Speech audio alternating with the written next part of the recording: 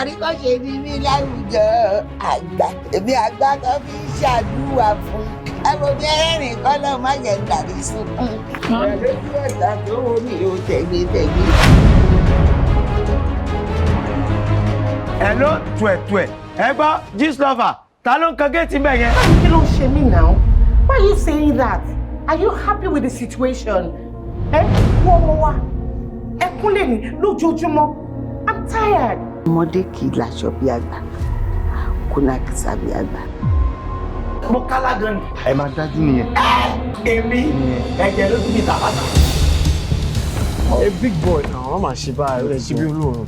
Ẹ̀wọ̀n ẹni sùúrù jà ẹ gbọ́ tèmi. wọn ò ní bá ọjà o ebi náà lé ọ lọ. Mọ̀mọ́ kí la gbé kílẹ̀ jù kí ló ṣẹlẹ̀ gangan. ẹ̀wọ̀n tẹ́bí bá ti ń pa lóyìn máa máa ṣe nílé ó máa máa lo scope àwọn scope tí kò wọ́rí. Tó bá mọ̀ pé o ní problem bóyá kò gbọ́ ẹ̀ lọ sí TikTok àbí Instagram. Sórí àwọn èèyàn tó máa bẹ́ẹ̀ dá sí kéèsì ìgbésí ayé ẹ̀ wọ́n á tó 500 million. Mama, tó bá wà ẹ̀wọ̀ abọ́ pé. Mama, ẹ̀jọ̀ ṣé lè jẹ́ kí n bọ́kọ mi sọ̀rọ̀? ó lè ní ẹ. Ó lè ọ̀gá ọlọ́sàlẹ̀ ni. Wọ́n pe àwọn náà bẹ́ẹ̀. Adédèdè yín màmá. Ẹ jọ màmá ẹ gbọ́ wọ́n lè máa fi polybag gbóúnjẹ lọlé. Mama ìjọ torí ti Ọlọ́run ni nǹkan tí mo ní pé kẹ́ ṣe ni kẹ́ bá mi ṣe. Please excuse me. Yé méjì. Wọ́n ní àwọn kidnappers wọ́n ti jí àwọn méjì. Àwọn kí ni? Àwọn kidnappers. Ṣé ilẹ̀ ni wọn? Àwọn kí ni? Imagine kí n kékeré yẹn kó máa gba omi ẹkún lójú àgbàlagbà. mọ́mí ẹ mú oúnjẹ sí mi ṣeun. oúnjẹ sí tuntun ààrẹ mi jẹ wọn pọlọ nílé. Kí ló dé? Ní tẹ̀ ń rà. àràbà túnra mú odò ń gbá rere. èmi náà mẹ́kọ̀ọ́ ti pèsè ẹgbẹ́ ṣùgbọ́n ó dẹ̀yìn oṣù mẹ́ta kí a tó lè lo àṣẹ wa. oṣù mẹ́ta bí ti báwo kí ló tún dé. ó ti délé ọkọ yìí ó lọ sí oúnjẹ kan bẹ. àwọn aláṣọ oúnjẹ. Àyàdó mi lu béèdì.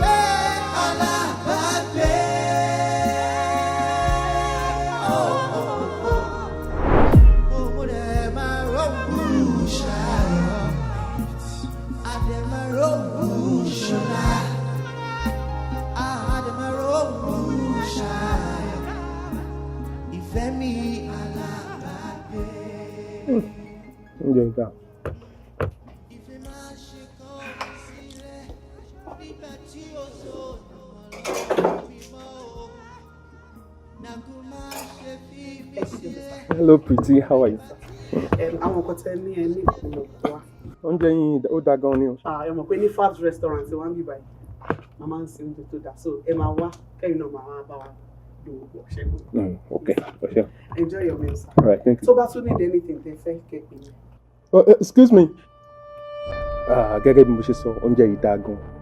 My name is Bayonle Yebanji. What's your name? My name's Cynthia Omobewaji from Nigeria. Yorùbá ni ẹ́? Ọmọ Yorùbá ni mí. Mo lè dá ọ̀tẹ̀ ṣá. Yorùbá àtàtà. What part of Ìbò gangan ló ti wá? Ọmọ Ọ̀yọ́ ilé. Irọ́ ni o. Mo ti wá ní Nàìjà. Ọ̀yọ́ gangan ọmọ tí a nìyẹn. Ọmọ tí wá ní. Mama Debi. Ọkùn ẹyin gan ẹ̀jọ́ ọmọ Nàìjà omi sí èdè mo bá ọmọ Nàìjà ní. Àwọn èèyàn máa ń sọ bọ̀. Ìwọ gangan ló yà mí lẹ́nu. Cynthia tó dẹ̀ tún sọ Yorùbá lẹ́nu báyìí. Ó ṣe gan. Tẹ́nìtìn bá wà tẹ fẹ́ ẹjọ́ ẹ má hesitate láti pè mí á ní gbogbo nǹkan tẹ fẹ́ ṣe tí. Okay, ó ṣe gan. Thank you, sir. I enjoy this story. Thank you.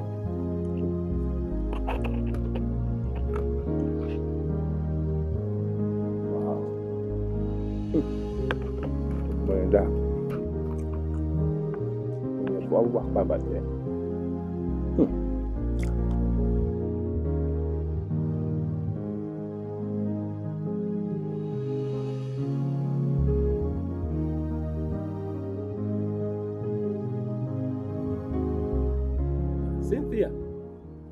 Cynthia.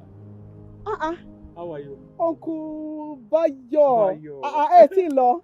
Well, I've been waiting to talk to you.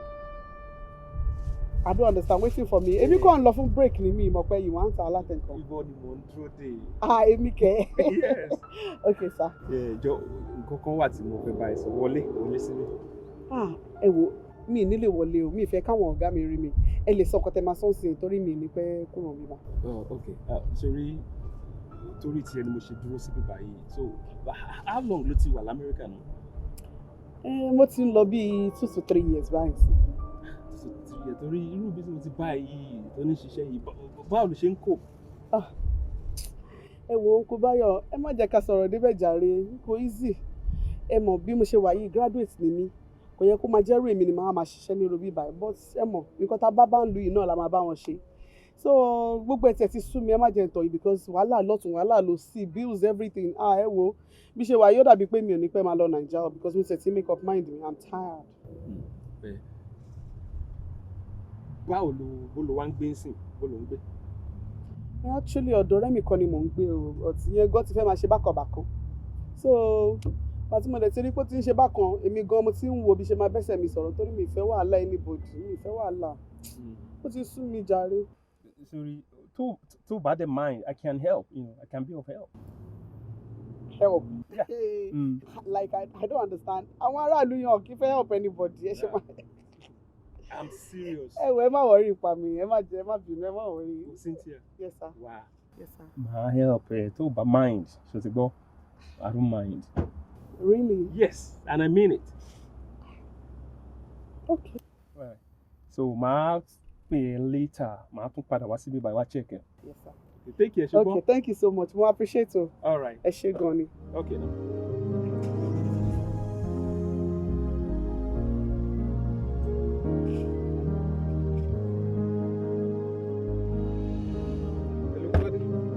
Kó dẹ̀ mú nǹkan lọ́fíìsì látàrí olè di pé a lè fẹ́ dúró pa àti kí ló dé. Má bínú. Kíní tí mo lọ mú yẹn ó wà important. Báwo ni ìṣẹ̀lẹ̀ ayé ẹ̀ náà? Bọ̀bá Adésanya yìí. Àní bọ̀bọ̀ yẹn UFC world champion. In fact, next fight tiẹ̀ ní Japan. Ṣé tí ẹ rí? Máa lọ. Ìwọ àti bọ̀bọ̀ yẹn Ọlọ́run ló mọ tẹjọ́ ti sí. Bọ́bá yẹn good gan ni. Ó ní everybody pa ni. Ó ga. Wò jẹ́ ká ti ẹgbẹ́ yẹn tì. Kọ́kọ́ wà tí n fẹ́ discuss pẹ̀lú ẹ̀. Kí ló dé? Lánàá mo meet lady kan ṣe ọmọ Naija náà ni tó bá tiẹ̀ rọ́mọ yẹn in fact kí àpọ́nlé ti pọ̀ jù. Bayu. Oh Lord. Bayu. Fìyẹn lẹ̀. Máa gbọ́ ṣáà máa sọ sórí ibi kíkí ló tó máa mọ̀ pọ́ mọ́ yẹn wà responsible. Ó kíyàn jànù. So nǹkan tó wá ṣẹlẹ̀ sí ni pé ó ní ìdìrànlọ́wọ́ wa. Kí ló dé? Yóò fẹ́ nìyẹn o. Bẹ́ẹ̀ tó bá ní mo yóò fẹ́ mo ti yóò fẹ́. Àlọ́ ló ṣe mí tiẹ̀ o. Fìyẹn lẹ̀ ọmọ yẹn restaurant ló ti ń ṣiṣẹ́. A lọ jamala nìyẹn ìjọ là ń lọ. Kì í ṣe táwọn ọlọ́jàre máa gbọ́. So ó mọ̀ ṣe mọ̀ pé ìwọ ní connection with your connection and all that mo fẹ́ kó bá mi ràn lọ́wọ́ bóyá ó need iṣẹ́ please call all your make all calls and all that tó bá lè bá mi connect. Ṣé mi jẹ́ recruiter ni mo fẹ́ fún jẹ́ ni. Ó ń ṣe recruiter but mo mọ̀ pé ó nẹ́sẹ̀. Báyọ̀. Mo ń gbọ́. Báyọ̀ ṣé mo pé mo ti máa ń wọ̀n ẹ pé I don't have problem with us helping but àwọn ọmọ yìí you know them they come in like angels but once tí wọ́n bá ti get nǹkan tó ń fẹ́ tán they are something else you know that so mi ní kó má but then ọmọ tó ṣe meet lánàá within one day how would you tell me you've known everything about her. Jẹ́ ká mọ́mọ́ iná for ó jẹ́ mọ́mọ́ for a while náà kó tó máa bẹ̀ sí jump sí jẹ́ kí easy. Mo lè bá ẹ bẹ́ẹ̀ tẹ̀ ọmọ Cynthia tí mò ń sọ yìí kò rí bẹ́ẹ̀ ibi ìsọ̀rọ̀ ẹnu ẹ̀ ló ti máa mọ̀ pé ó wà responsible. Tí yóò fẹ́ nǹkan tó ń ṣe ẹ́ nìyẹn anyway kí ló fẹ́ kí n ṣe fún sìn.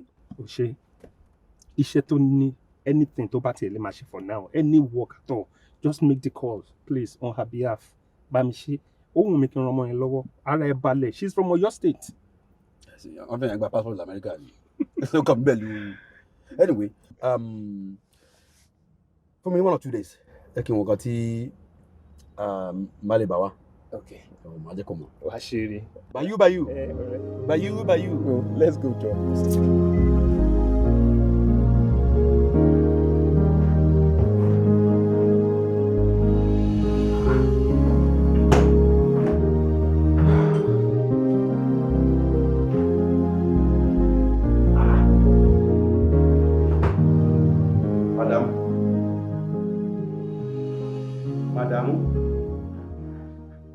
ń gbé ẹni. Kí ló wá pẹ̀lú léyìí? Wọ kíchìn mi ò rí oúnjẹ. Dining kò sóúnjẹ. Fridge kò sóúnjẹ. Why tó sóúnjẹ? Kí ni iṣẹ́ mi léyìí? Ṣé wọ́n wà bẹ́ẹ̀ tí wọ́n bá kú? Bó ṣe dé yẹn tó dẹ̀ bọ́ ẹ̀wùlẹ̀ tó freshen up. Wà á dẹ̀ wọ kitchen, wà á dáná, èmi àti wà á jẹun. So kí ló wà ń bẹ̀? So o ti wá di ìyàwó nílé báyìí tí wọ́n máa sóúnjẹ. Whatever. Listen, madam, you go to work in the morning and come back at 2 p.m. I come back at 7 p.m. You are still expecting me. Tí mo dé láago méje kí tún wá kitchen lọ sóúnjẹ. Ṣé o normal ṣá? Ẹni tó lọ tó dé ní 2 àtẹni tó dé 7. Àjọṣiṣẹ́ náà ni. So kí ni nǹkan tó rán pé wọ kitchen kò sóúnjẹ kémi náà jẹ kájọ jẹun. Are you normal at all? Madam, are you normal at all? O sọ ṣá. Ẹjọ ẹ sóúnjẹ fún wa yìí náà ẹjọ tó bí Sorry, náà. bí mo ṣe di ojú mi yẹ kí n tó là. Walk into the kitchen and make food.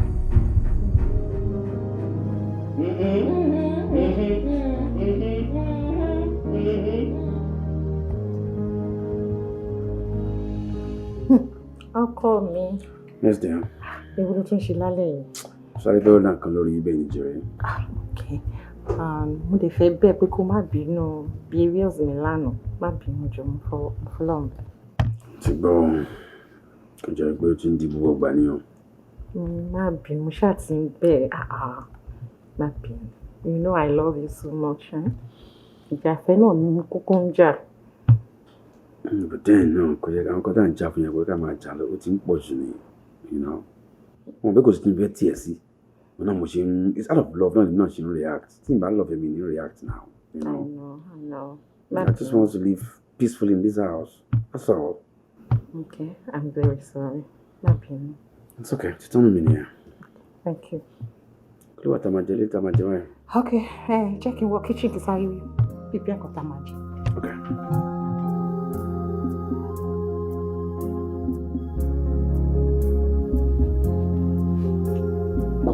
Good afternoon, doctor.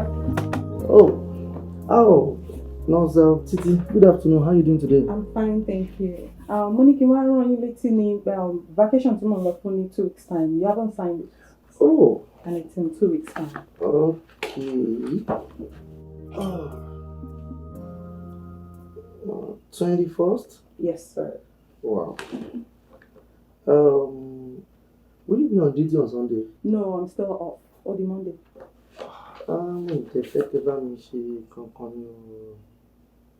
Never mind. Now, give this to HR. You have administered that one now. Okay. When you are coming, when you are going now, just tell Nurse Ewa to say it. Okay. Thank you very much. Thank you so much, sir. You're welcome. Have a good day.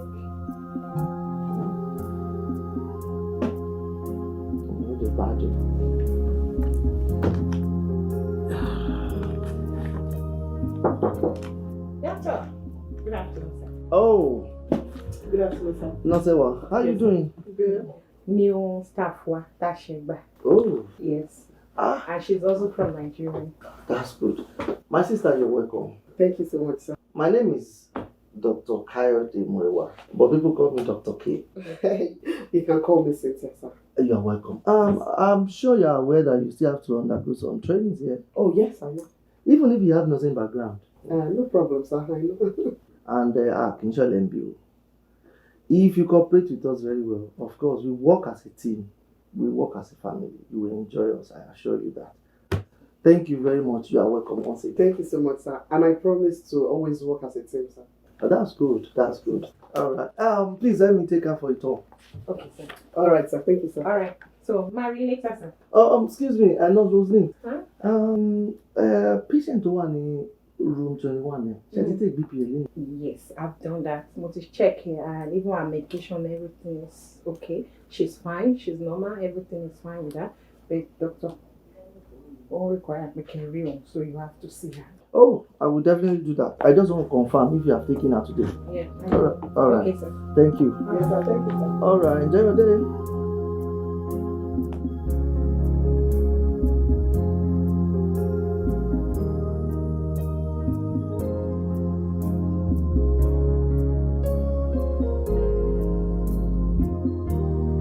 Oh, my darling. You be by Loa. How are you? I'm good. Kí ló ń ṣe? Yeah, money sorry round up share too much. Okay. Báwo? Baby, show wa okay. I'm good. Jẹ́ kí n wá jókòó tí ẹ jẹ́ kí n disturb ẹ díẹ̀.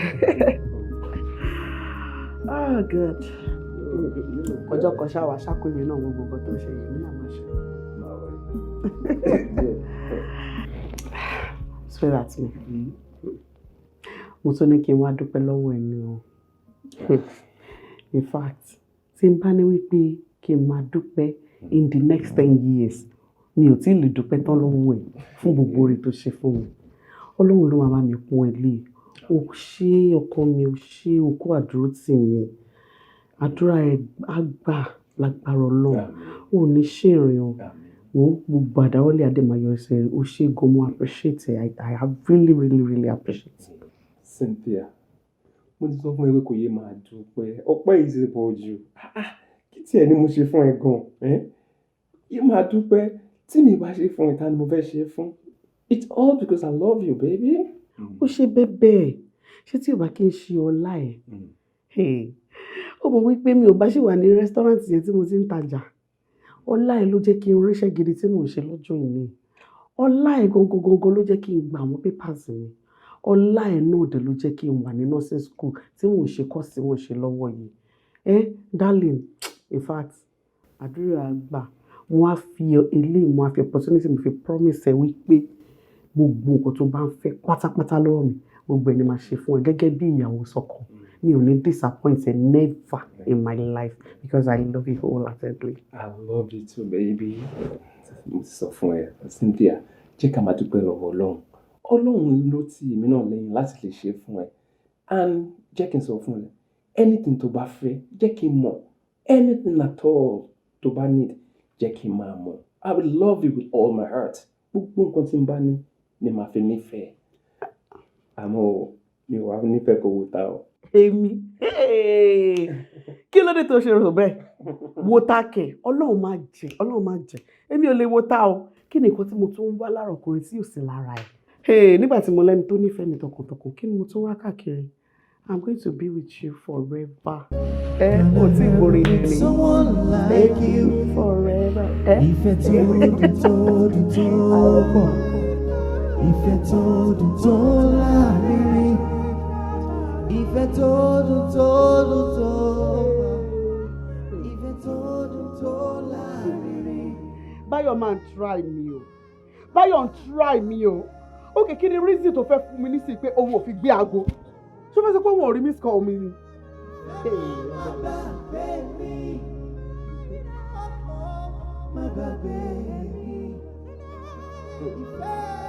Báyọ̀ ò gbé aago mi. Báyọ̀ ò gbé aago mi, ó dẹ̀ mọ̀ mi ò fẹ́ wàhálà o.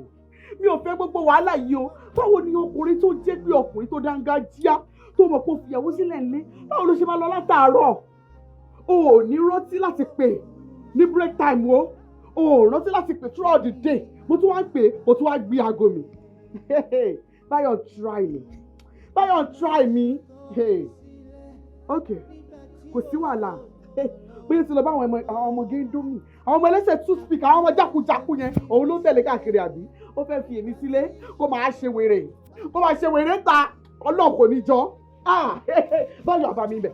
Wọ́n ti láìtẹ̀lé àbá mi bẹ̀. Abájọ náà, Rosalie sọ bẹ́ẹ̀.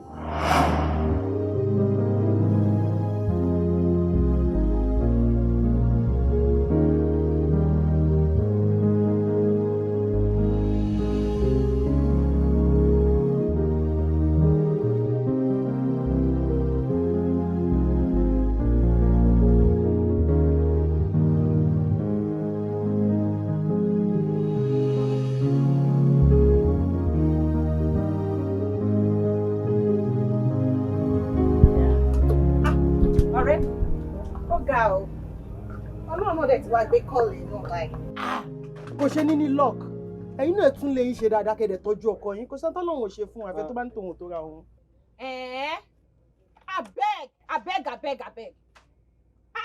Kí ló fa gbogbo rubbish tó ń sọ ọ́sìn?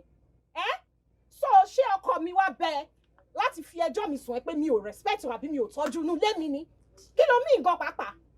Wo ẹwà má jẹ́ ká wo ojú ra wa o. Má jẹ́ kí n wo ojú ẹ o. Anyway. Ẹ̀yin girls ẹ ní sùúrù. Mo mọ̀ pé tèmi náà lè ṣe. Mo mọ̀ pé ọ̀rọ̀ mi náà ní ọ̀rọ̀ ọ̀tá ẹgbẹ́rù but ẹ need láti jà lórí ẹ̀. Ẹ mọ̀ pé mo appreciate ẹ̀yin girls láti ìgbà tá a ti jọ ń ṣọ̀rẹ́ o. Ìyẹn gangan ni mo fẹ́ kẹ́ mú dání. Àmọ́ ìwà tó mi ìyẹn náà pọ̀. Rose náà kàn try láti sọ̀rọ̀ nítorí kó lè sọ̀rọ̀ nípa situation of things náà ni kò lè tó yẹn náà. Ṣé mo sọ stupid àti rubbish lẹ́nu? Mo mà ti gbé sára mi kọjá mọ́ṣáláṣí kẹ. Ó yé mi, àbára wa sọ tọrọ lóòótọ́. Àmọ́ iye kó òun tójú oníkà mẹ́sàn-án kà á. Èmi á ka o. Èmi tó ń wò yìí máa ṣe kí ni máa ka gbogbo àwọn ọ̀ka yẹn nítorí pé Yorùbá sọ wípé tọmọ ìyá méjì bá wọlé tí wọ́n bá rẹ́rìn wọlé tí wọ́n bá tún rẹ́rìn jáde àwọn ọ̀bára wọn sòótọ́ ọ̀rọ̀ ní kí ló dé kí là ń gbé tá à ń gbé people are looking at us we supposed to be sisters not even friends ká máa cheat ọkọ wa jákàjáká bí ẹ pé kò ṣe human being kò dá náà kò dá rárá àwọn èèyàn ń wò wá bí birds of the same feather no. Lẹ́nu ẹ sí mi anyway àbọ̀ wa bá lọ̀rọ̀ ẹ Cynthia ìwọ ni mo bá lọ́rọ̀ o náà tó ti parí training ẹ báwo wá ni kí ni next thing. Well actually nǹkan tí mo sọ pé mo máa bẹ́yìn girls sọ náà nìyẹn mi ò mọ̀ pé gbogbo nǹkan báyìí lè máa tún wá dálé báyìí ẹ ní sùúrù. Actually ọkọ mi sọ pé òun fẹ́ kí n jókòó sílé for now pé kí n má ṣiṣẹ́ kankan mọ́ kí n lọ resign iṣẹ́ ipe kí n make sure pé mo lóyún kára mi balẹ̀ dáadáa sílé tí má dẹ̀ ti bímọ tán má dẹ̀ padà sẹ́nu iṣẹ́ and èmi náà rò pé bí àkọ́tí máa ṣe ni àbí kí lẹ fi hàn ilé jókòó. Ó ṣiṣẹ́ wọ́n fẹ́ ṣe ìyá jókòó sílé baby factory wá kọ́ máa pa mọ́lẹ̀ bí epo ẹ̀dá kan ní sí kankan àánú ẹ̀ máa ṣe mí o ṣe wò anyway ká tó bá ti wù ẹ́ ni kò ṣe o èmi ti sọ tèmi o. Roseline kò dá o kò jẹ́ kí mi sọ fún ẹ mo gbóró sílé ilé ẹnu yóò burúkú ni o kò tó kọ ẹ bá sọ fún mi pé kò jókòó sílé ó mọ nǹkan torí tó fi sọ bẹ́ẹ̀ o ìwọ náà wo orí miscarry tó ẹ̀ṣẹ̀ ní tí ò tí ì pẹ́ yìí jó torí olóòwò èèyàn ń bímọ láyé ṣó fẹ́ bá wọn bímọ láyé ni please rest jókòó sílé má ṣorí lè tó owó yìí ọ̀dà wéré ní o ṣé bẹ́ẹ̀ ṣe dírẹ́dì sórí sórí dírẹ́dì yẹn kò jẹ́ kó mọ nǹkan tó ń ṣe mọ́ bó ṣe wà yìí. Èmi lẹ́nu ẹ̀ sí mi ẹyọ wíwí no be your fault now kì í ṣe fault ẹ Cynthia thank you very much ẹ ṣé o I'm out of here. Kí ló dé ṣe tí wọ́n ń bínú lọ ni. Mo máa jókòó tí yín kọ́ máa sọ rọ́bìṣì sí mi lẹ́nu kọ́ máa lè tó lọ. Wo bá gbẹ̀wò ẹgbẹ̀wò yín o gbẹ̀wò kúrò ní sọ ma ti lọ.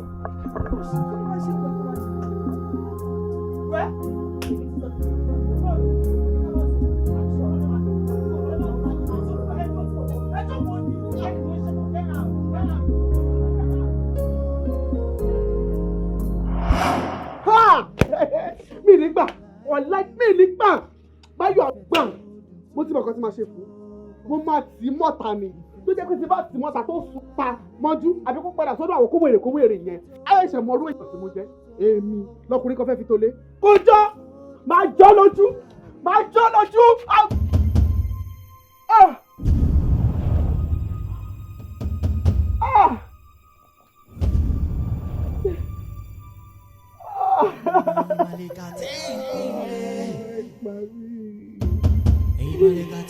Ẹ̀yà fi àpò ayé kí lè ṣe kí lè fi mọ́ náà àdéhùn èyí pọ̀. Torí kòkò tó bá fọ́ yẹn ogun wà lè rò lè máa rí bójú ó lẹ̀ ẹ̀wọ̀n mọ́.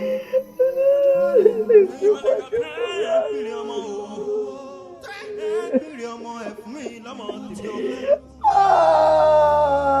Ilé ipò. Ẹ bójú ó lẹ̀ ẹ̀wọ̀n mọ́.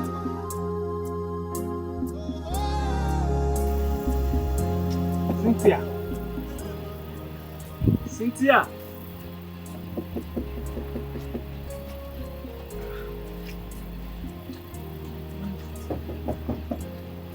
Cynthia.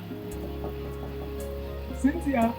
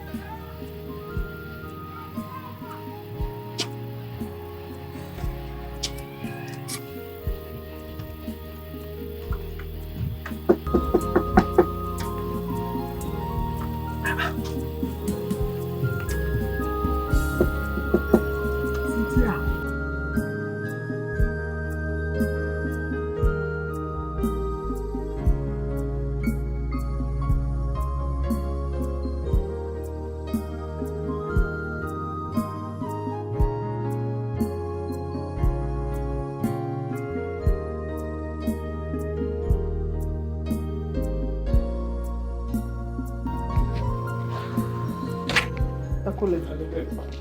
Báwo ni ṣé kò rẹ́ra jù? Adúpẹ́. Cynthia kọ́.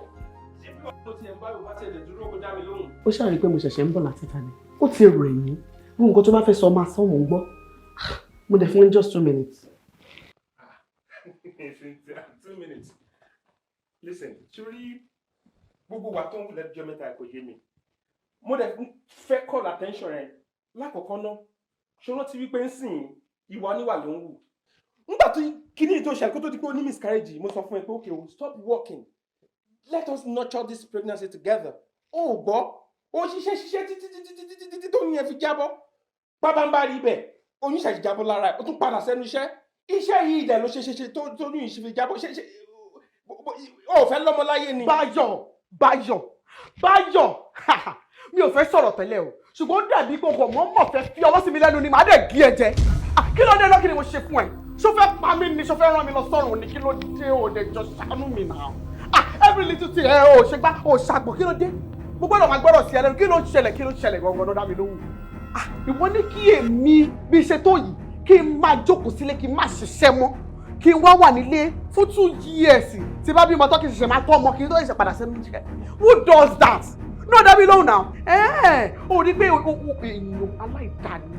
You are very self-centered, you are very selfish. Ṣé o bá kí n ṣe bẹ́ẹ̀ ni òní sọ fún mi kí n jókòó lé fún 2 years now? Ó ti yé mi. Ọ̀rọ̀ ẹ̀tẹ̀ ti yé mi. So o fẹ́ kí mi jókòó lé àbí? So that wàá lè máa kó àwọn ọmọ ẹlẹ́sẹ̀ ṣoṣooṣo, àwọn ọmọ ẹlẹ́sẹ̀ toothpick, àwọn ikọ̀ dídómì kó máa kó wọn káàkiri. Kọjá KJRR kò jọ rárá. Ṣorí slang jagbajagba, slang àwọn ọmọ ọ̀tá. Listen to yourself. Just listen to yourself. All I'm saying is that stop working so that I reduce stress. Gbogbo stress don't go through me. So that regarding to this your pregnancy, your miscarriage. Story for the gods. Wo Báyọ̀, ṣé o rò pé wọ́n nìkan ló ní responsibility ni? Èmi náà ní ẹbí ńlé, mo ní ẹbí náà ìgbà tẹ́mi náà fẹ́ fi owó tọ́jú. Ókè nígbà tí bá jókòó sílé sí tí mo dá ẹ lóhùn tí mo gbọ́ ògbókan tó ń sọ̀rọ̀. Ṣé wọ́n ló fẹ́ máa bá mi tọ́jú àwọn ẹbí nílé? Náà sọ̀rọ̀, ṣé wọ́n ló fẹ́ tọ́jú wọn? Wo Báyọ̀, ọjọ́ tó bá tún pè mí wọ́n ti bá mi sọ nọ́ọ̀sẹ̀sì yìí. Wo ilé á ga jù ẹ lọ. Torí ìgbà tó ń sọ, kò lè work láàrin ìyá àti. Cynthia, sórí ìfọ̀ oníwà ló ń wù. Mo ti wá conclude báyìí pé sórí ẹ̀yàn tó ń tiẹ̀ lẹ́yìn ẹ̀ tó ń tiẹ̀ yẹn ó máa tiẹ̀ pa ni. I'm letting you know that ẹni yẹn máa tiẹ̀ pa ni. This is not you. This is not you. Ìkà tó bá wù láyé yóò ẹ̀sán wáyé. Ìwà ìkà tó bá wù lónìí o ìtàn ìwé òdòlá. Ohun tó bá délé ayé ṣe wákìrì rẹ̀ dandan ni. Ìkà tó bá wù lónìí o ìtàn ìwé òdòlá. Madam, you sent for me. Yes, Mr. Bayo, mo ní message kan fún yín. Oh, okay. Here you Oh, go. thank you, ma.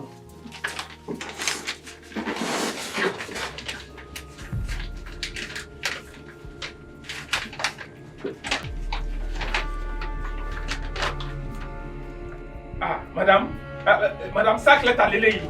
Kí ni mo ṣe? Mr. Bayo, Yeah? board members wọ́n meet lánàá, which you are aware. And board sì decide wípé ká reduce nínú àwọn staff wa due to the economic recession tó ń go on. Ẹ̀yin náà dẹ̀ mọ̀ pé lẹ́nu ọjọ́ mẹ́ta yìí, gbogbo ohun tó ń wọlé kò tó èyí tó ń jáde, which is a big loss to the company. So we have to let go of some of our staff until everything picks up again.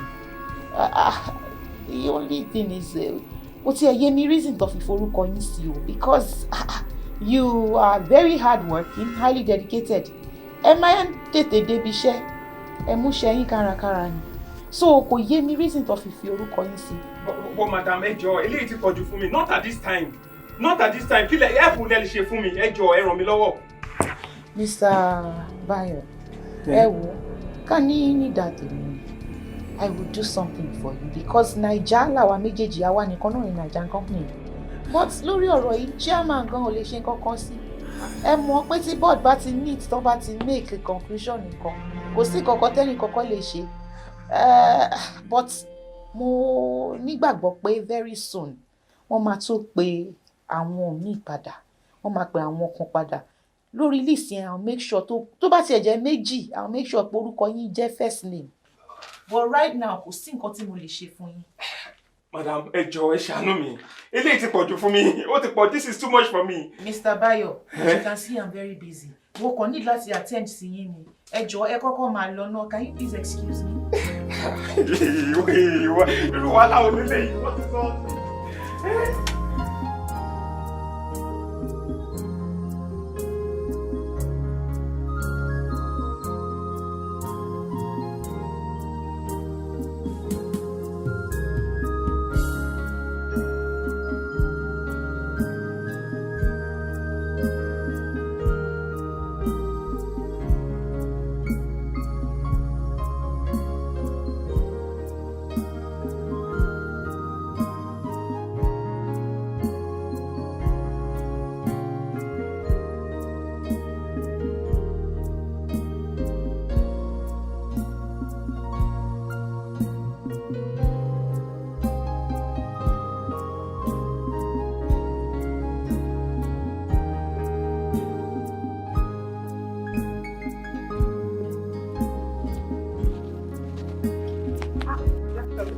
Good morning.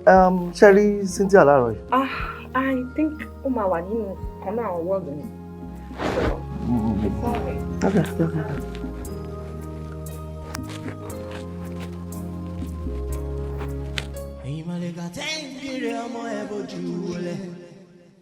Cynthia kọ́ rẹ̀. Kí ló ń ronú mà? Hello. Cynthia. Hey.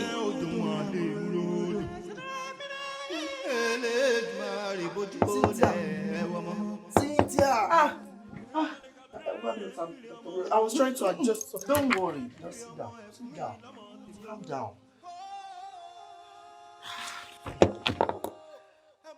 Cynthia, kí ló dé, kí ló fà ronú? Mo ṣe pè ẹ́ tó. You are far away from here. Kí ló lè ṣẹlẹ̀ tó wá lọ́kàrà ẹ síbi tó wá ronú? Kí ni nǹkan tó lè ṣẹlẹ̀? Okay, just like they say, problem shared is half solved, if not fully solved. And you can always confide in me. If you have anything bothering you, please just let me know. Yes, I am. I'm not worried. I'm not just disturb me. But I'm fine. I'll be fine. No. Whatever that is bothering you, share it with me. If there's any way I can make you happy, I can help, I will. Just tell me, kí ló ṣẹlẹ̀, kí ló dé. Bá mi sọ̀rọ̀, kí ló dé. Ayé mi ti sú mi. I'm fed up. Like, mi ò mọ nǹkan tí mo fẹ́ ṣe mọ́. Ṣé mo pé bí mo ṣe wà yìí? About 4 to 5 times ni mo ti ní series of miscarriages. Ó dé ti sú mi, ó ti sú mi àtọkọ mi. Kò sí nǹkan tó ní ká ṣe tá a ti ṣe. Kò sóògùn tí wọ́n ní kí n lò tí mi ò tí ì lò, kí ni mo tún fẹ́ ṣe? I'm just tired. And ṣẹlẹ̀ imagine pé just few weeks ago, wọ́n kàn dédé fire ọkọ mi níbi iṣẹ́ for God knows why. Everything is just going in shambles. Like, I don't know what to do. It is so big. Cynthia, I understand how you feel. About your miscarriages, so sorry about that. But if you don't mind, let me ask you, is there any time in your family, like you said you have, maybe your sister or your mother has anything like that? No, there's nothing like that. Are you sure? Yeah. Did you smoke? No. What about alcohol? Mi ò kí mu tí mi ò mu sìgá. No. Okay. Then I'm going to run some tests on you.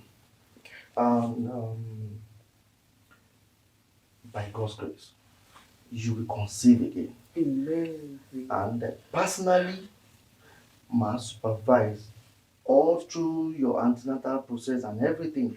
You don't have to be thinking that much because of that. Thinking too deep like that, you are only even exposing yourself to more risk because it won't allow fetus to develop normally. So right now, What I want you to do for me right now is give me a good smile. And you see that thinking, take it out of your way. Now give me a good smile and be cheerful. Because I want you to be happy. No. That one is not good enough. Give me a good, better smile. Better. Good. So you give me a good hug. I just want you to be happy. And whatever I can do to make you happy, trust me, I will do it. If you need anything, ask me. I'll give you a good hug. Come on.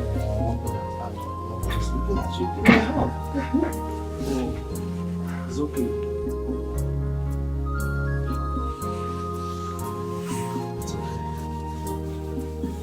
okay. If you have anything, just leave me. Don't worry. Just wipe the tears away. All right, take care.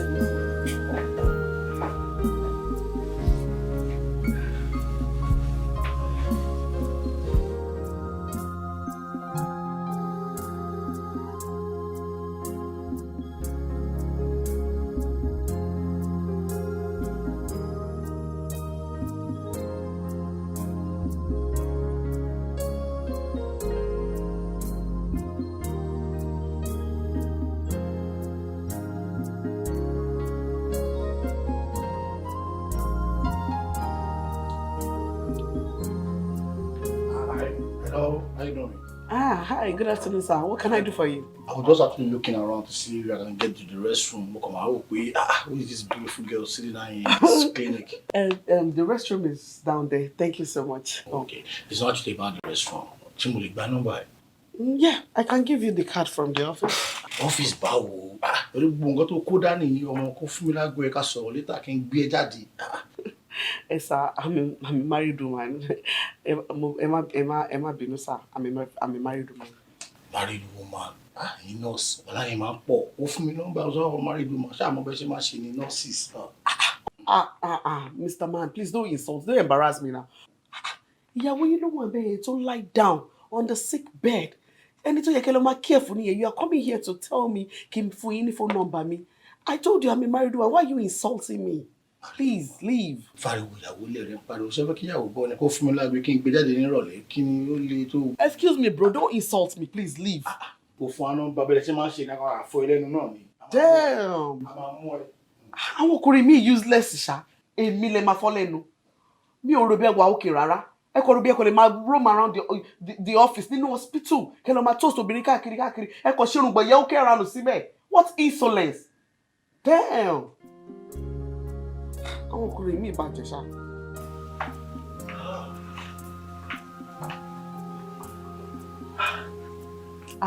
Dr. Murewa. Fimi lẹ́jọ́ tí mo rò pé mo máa bá mi lọ́fíìsì.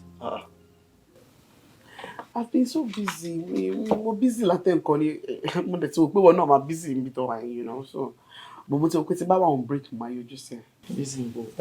Nǹkan tí mo tẹ̀ ní kí n bẹ̀rẹ̀ ni pé o tó padà lóní bí kan tó nice yẹ kí n bẹ̀rẹ̀. Wàá enjoy ara ẹ̀ bàjẹ́.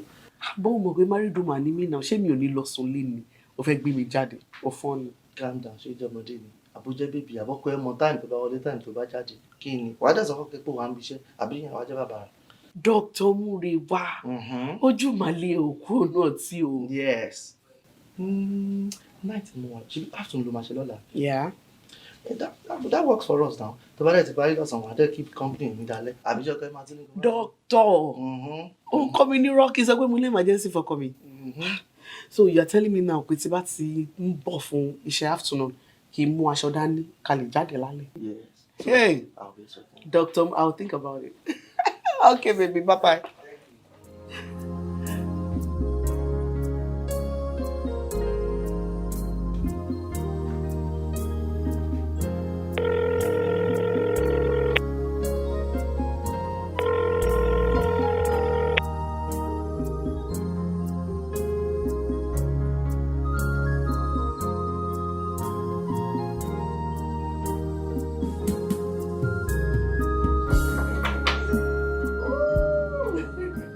Mama is here. Who do I have here?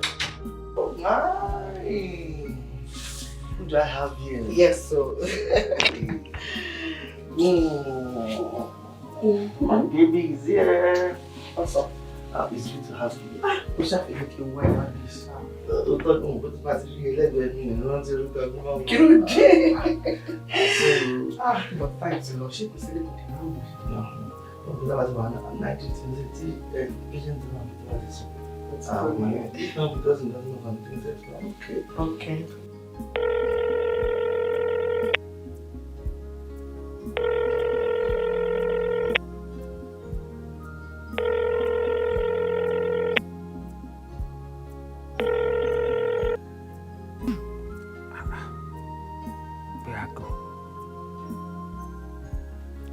Irú ìrìn wo ni Cynthia wá ń rìn ní irú wagbo báyìí? Kò dẹ̀ sọ fún mi pé òun ò ní wálé. Ìyàwó ilé abọ́mọbìnrin yìí fẹ́ pa mí ni. A dẹ̀ pé kò tún gbé fóònù ẹ̀.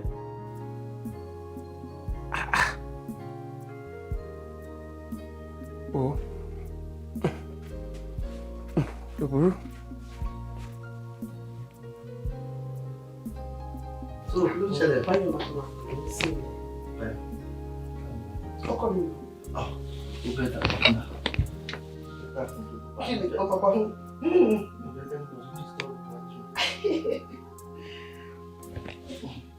Now, I have you here with me. Hey. Yes.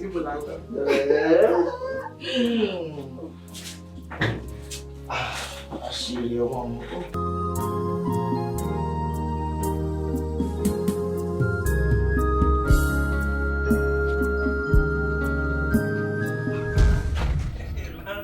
Ìgbà tó tẹ̀ dẹ̀ wùn ẹ́ ló dẹ̀ ń wálé sìn o ò tiẹ̀ ń dúró lé mọ́ bó ṣe wùn ẹ́ ló kàn ṣe ń hùwà sórí jẹ́ ń sọ fún Cynthia sórí gbogbo wa tó ń bá mi wù yìí ó máa lẹ́yìn. Are you listening?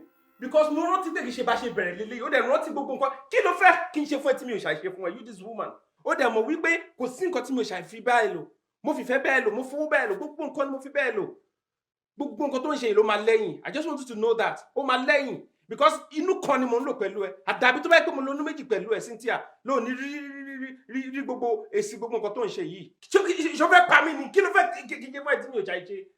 Èwo dẹ̀ wá ni pé kò máa ṣe ìgúnlé mi lórí inú kan ló fi bá mi lò kinní kan ìgbà yẹn wá ń kọ́ má bínú náà ṣé kí ni o fi mí sílẹ̀ jáde sílẹ̀ o dẹ̀ ń sírè o ṣe gbá o ṣàgbọ̀n ìgbà yẹn kọ́ fún mi ṣé wọ́n nìkan lọkùnrin tó máa ń kọ́ ṣe nǹkan fún yàn ni a jọ ń ṣe fúnra wa ní Amẹ́ríkà làwà náà téèyàn bá fi àgùnfẹ́ gún á jokun ẹ lẹ́yìn.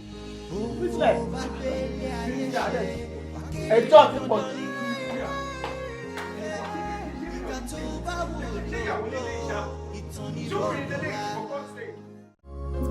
Oh yes. Of course, mo ti wà on my way. All right. Màá join you. Okay, màá bá yín sọ̀rọ̀ létí. Kí ló dé? Ó ti gbàgbọ́ ọ̀rọ̀ ó dájọ́ sọ ni. Ṣé ó mọ nǹkan tí fẹ́ fowó yìí ṣe náà? Kí ló dé ó fẹ́ máa jáde bẹ́ẹ̀? Ẹ gbà mí. Ọ̀rọ̀ owó wo la jọ sọ? Mo béèrè Sẹ́báyọ̀. Ọ̀rọ̀ owó wo lèmi àti ẹjọ́ sọ? Kí ló dé náà? Ṣó fẹ́ pa mí ni? Màá san bills, màá san owó insurance, màá san owó ilé, màá san gbogbo ẹ̀. At the end of the day, o tún máa béèrè owó lọ́wọ́ mi kí n tún máa fún ẹ lówó pé kò fi jẹun àbí kí ni? Kí ni gbogbo rubbish yìí náà? But Cynthia, ó mọ̀ pé mo ní ìdòwò yìí. Mr. Man, àwa dàkọ́ wa lọ wáṣẹ́ kún ṣe owó èṣù ti gbọ́ because o lè wá pa mí obìnrin ni mí. Èmi náà ló bì. O ti gbọ́? Èwo ni kí n máa fún ẹ lówó obìnrin láwọn tó máa ń béèrè owó lọ́wọ́ ọkùnrin. Èwo ni kọ́kùnrin ẹ máa gbà mí kẹ̀. Ẹ ti ọkọ̀ wo tó ń bí inú. Máa tọrọ owó lọ́wọ́ mi gbogbo gbà. Ẹ fún mi lówó ó dẹ̀ lé mi mú kiri. Sọ pé o fẹ́ kó sínú mọ́tò fún mi. Ìwọ̀n kókó ṣùkúrú wọn kì í. Wá Cynthia, níjọ́ ìdájọ́ sọ nílé yìí náà.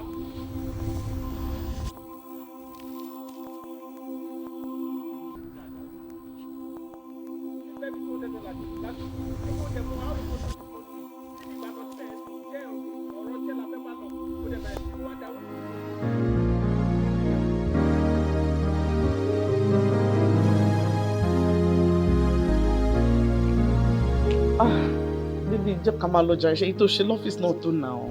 À ń dàn jàre. Ok, ká tiẹ̀ ní pé mo ṣiṣẹ́ lẹ́nu but mo tún sáré wá wò ẹ̀ tún ṣe bákan. How are you there? Dr. K, the patient is home 202. Àwọn lab result ẹ ti jáde, ṣé ká discharge ẹ àbí? Just wait for me. Let me come and review the results. Okay. So just chill for me. Okay. You can go. I'm good. I'm on my way anyway. All right. Thank you. Okay, later. Like ìbọn ọmọ yẹn ṣe wá ń sìn mí like ọmọ kó wa máa ṣe ẹnu ṣoṣoṣo káàkiri. I'm not answerable to anybody. Calm down. I know, but.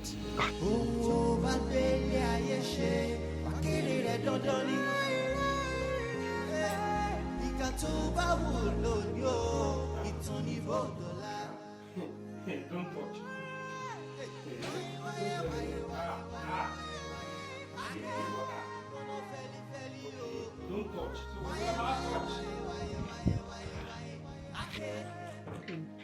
Kò sí oúnjẹ, kò sí nǹkan kan.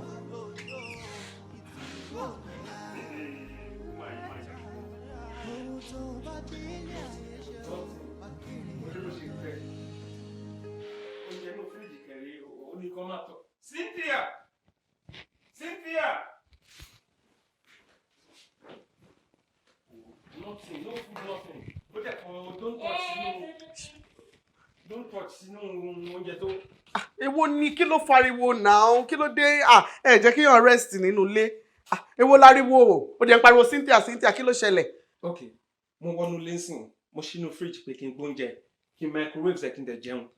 Gbogbo oúnjẹ ẹ̀kọ́ don't touch. Ṣé àní jẹun mọ́ nínú ilé? Àbó fẹ́ kébi pa mí kú ni? Báyọ̀, tó bá rí do not touch nínú ilé, do not touch náà nìyẹn. Tẹ́bí bá pa ẹ̀ ò dẹ̀ gbé oúnjẹ kaná kò sí. O ò dẹ̀ lè fọwọ́ kan jẹ mi.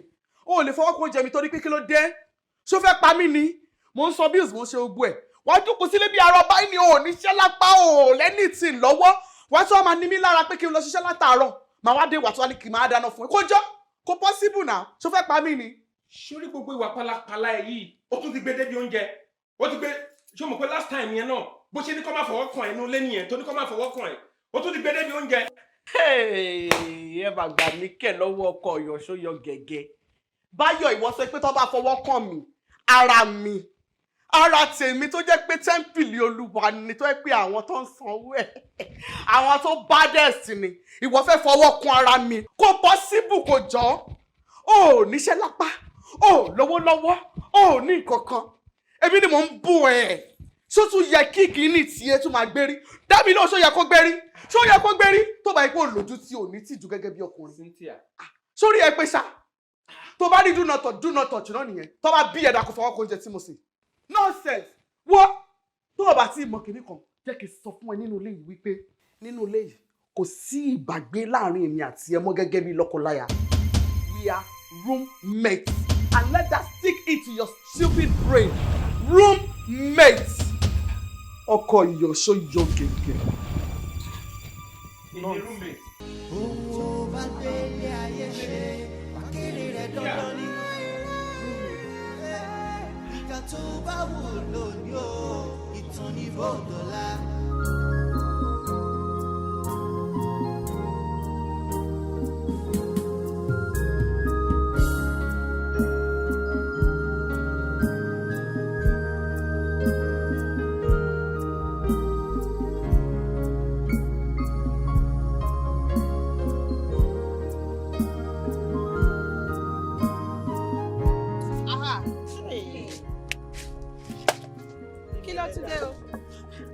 Àníṣe mo ń sọ lọ tó bá rí màá nìyí ó dín dín ọkùnrin géńdé ọkùnrin crying you know I felt so bad so emotional pé báwo ni ọ̀rẹ́ mi ṣe máa treat màá ní báyìí it's not fair kó dáná abó o get nǹkan tí mò ń sọ ni. Àǹtí kí ni tiẹ̀ gan-an ni human rights activist èló gangan ni Báyọ̀ san fún ẹ torí mo fẹ́ mọ̀ kí ló máa ń ṣe ẹ́ gan gbọ́rọ̀ mi jẹ lẹ́rù. Auntie is stupid gan. Èló ni Báyọ̀ ń sọ fún mi. Are you serious? Are you kidding me? So ń pè sí pé mo ní pé ọ̀rẹ́ wa ń ṣe nǹkan tó bad. Wọ́n sọ pé mi ń gbọ́ owó àbí kíni. What are you even talking about? Are you making sense? Gbàgbà ní sájà rẹ̀ kí ló ń ṣe ẹ́? Ìwọ gangan ló sick. O sick upstairs. Ìwọ gangan ló gbádùn. Kíni nígbà tí Báyọ̀ tó ń ṣe tiẹ̀ tó ń rìn ìrìn tiẹ̀ káàkiri tó ń ṣe pálapàla káàkiri níbo ni ìwọ wà?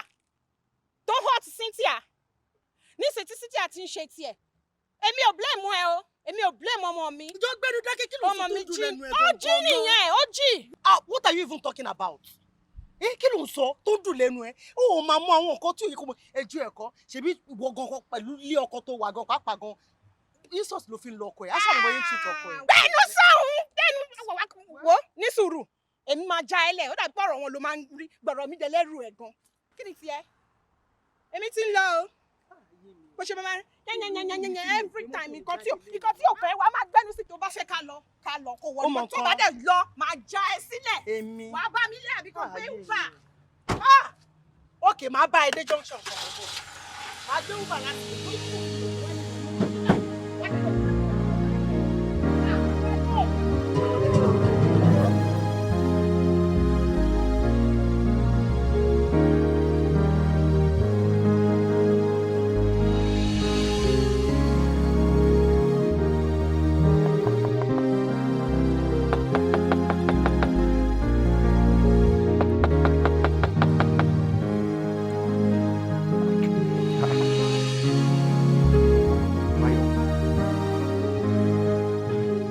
Okay, ṣá. Mo ti kọ́lẹ̀ kó mú kọ́ ní kí n kúṣẹ̀ mo rí pé lẹ́gbọ̀n kò sí títì.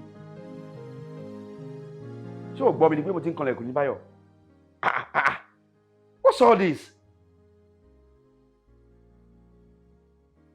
Báyọ̀, this is not solution to your problem now. Ṣé wọ́n sì lọ sí mi látàárọ̀? O ti dá àbọ̀tù kan báyìí. This man, this won't solve the problem, Bayo. You are not the first to lose a job. Oh. I understand how you feel, but this is not the solution to this problem. Where do you want to Okay. Kí ló ń ṣẹlẹ̀ báyìí? Kí ló ń ṣẹlẹ̀ sí ẹ? Oh my God.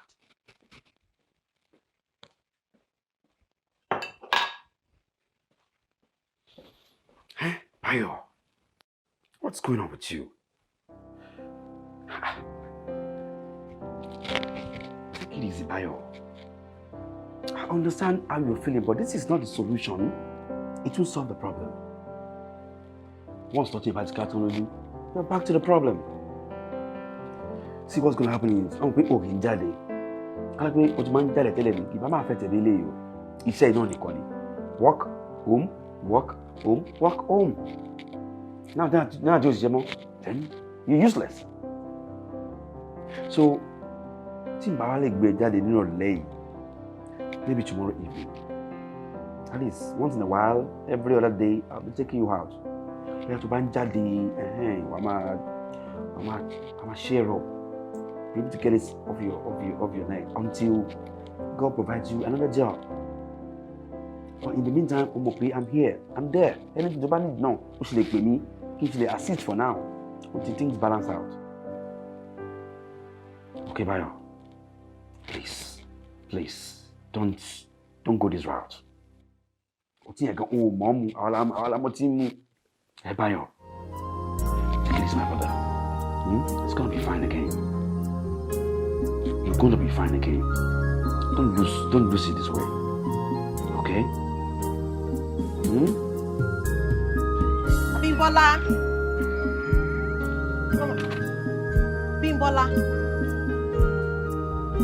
Abímbọ́lá.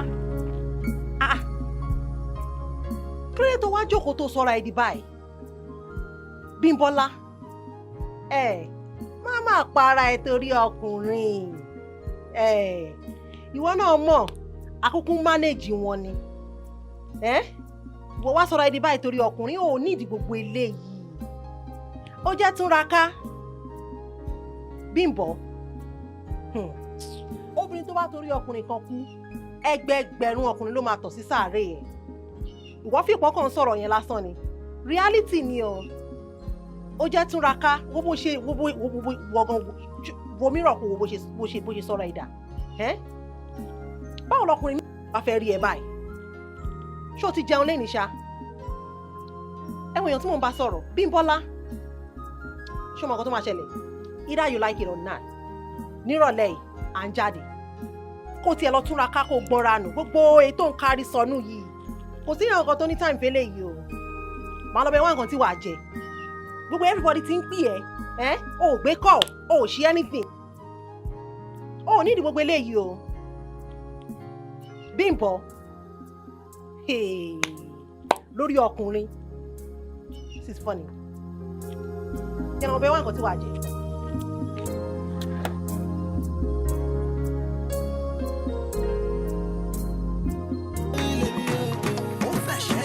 Súnmọ́ mi wá bá mi jó, wá bá mi jó. Fàmọ́ mi ragabo mi. Wá gbé mi sáyà, now you I desire. Baby, I know the lie, baby, I know the lie. Ọmọge àjọ do.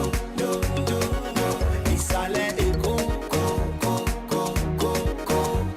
Olè tó. Dákun wá bá mi jó. Ọmọge àjọ do. Ìsàlẹ̀ Èkó kó. Olè tó. Baby, wá bá mi jó. When I look into your eyes, I see paradise. I see you and I in the paradise, living a better life, living a good life. That's it, yeah. Gbádùn ara wa, that's it, me and you tonight, one on one tonight. Have a good body tonight, off the line tonight. Hakuna matata tonight, hakuna maganya tonight. Tonight we go there tonight, tonight we go there tonight. Súnmọ́ mi wá bá mi jó, fàmọ́ mi ragabo mi. Wá gbé mi sáyà, now you I desire.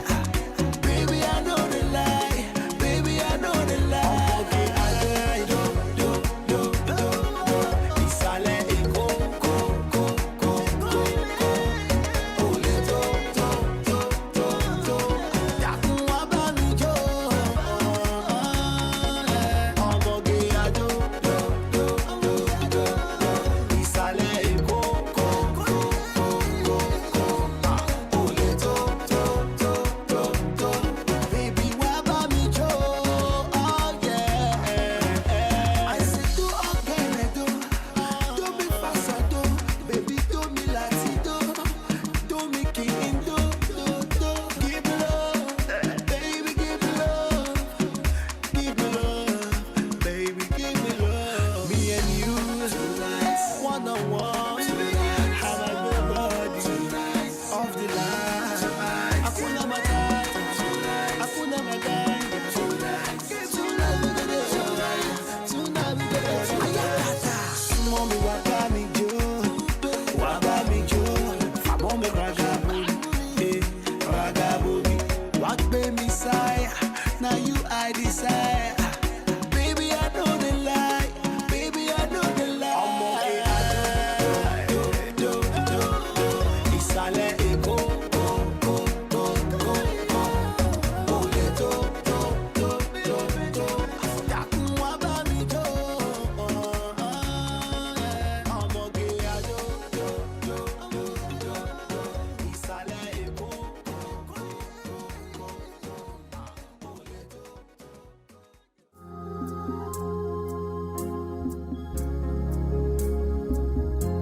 Baby mi, mo ti sọ fún ẹsẹ̀ ìwò sórí nígbà mi báyìí. Just thinking about you alone. Ó ní irú joy tó máa ń wá sọ́kàn mi. Kí n kàn tí ẹ díjú kí n ronú pa ẹ. It give me a lot of joy, baby. I'm telling you, I love you a lot. I want to be with you, you know. Má tàn mí. Tàn ẹ́ kẹ̀. Mi ò ní láti tàn ẹ́. Ó yẹ kí ìwọ náà mọ̀. You are wonderful girl. Ẹ ṣe ìwọ náà bad. Baby, as I've said earlier, Shuri, thinking about you alone, kí n kàn tí ẹ díjú kí n kàn ronú pa ẹ báyìí. Shuri, ó máa ń fún mi ní joy, ó ní àwọn joy kan tó jẹ́ pé, ọkàn mi máa ń kún fún ìdùnnú ni. Bóyá ń sìn, bóyá, after bíbá yìí, bóyá ká lọ sí, go to the movie or something, yeah. Mi ò lọ anywhere láti ibi tá a ti lọ látàrọ tá a ti ń bọ̀. Rárá, ó ti rẹ̀ mí, mo ti fẹ́ máa lọlé. All right, tó bá lọ, okay, maybe we should. Mo ṣe pé fẹ́ kíkọ. No, má worry, mi fẹ́ gbé. Má dá ẹni ẹ lóhùn. Okay, so pick ẹ kó má distract wa. No, sí, mi ò fẹ́ gbé sẹ́ẹ̀. Mi fẹ́ gbé. Ẹni yẹn ṣe ń pè ó lè wà important, just pick it. What's the problem? No serious. Ìyàwó mi ló pè yẹn. Ìyàwó mi ló pè yẹn. Yes. Kò máa gbọ́. Ọ̀rọ̀ tó ń sọ ò make any sense. Nǹkan tí mo sọ fún ẹni yẹn, wàá ṣe store number ìyàwó ilé ẹ̀. Then kí ni mo ti ń ṣe pẹ̀lú ẹ̀? Olórí burúkú lẹ́yìn ọkùnrin. Wọ́n yẹn lè rọrùn wọ̀. So oníyàwó sílé òun disturb mi. O tún wá lórí láyà, o tún wá sọ gángangán, o tún wá fi roommate kọ́ ẹ̀. Are you mad or something? Alẹ́ mi kọ́ ni mo fi roommate sórí fóònù. So ta ló ní fóònù? Fóònù mi ni kò fún ara ẹ̀ ló fọwọ́ ara ẹ̀ sọ pé roommate ni. Ara nǹkan tí mo ní mo ń go through nìyẹn. Bíbí èmi kọ́ ni mo. Má pe nọ́mbà mi mọ́, tó bá pe nọ́mbà. Àní ó ní kí n má pè òun níyàwó mi mọ́ pé roommate ni wá. Bímbọ́lá.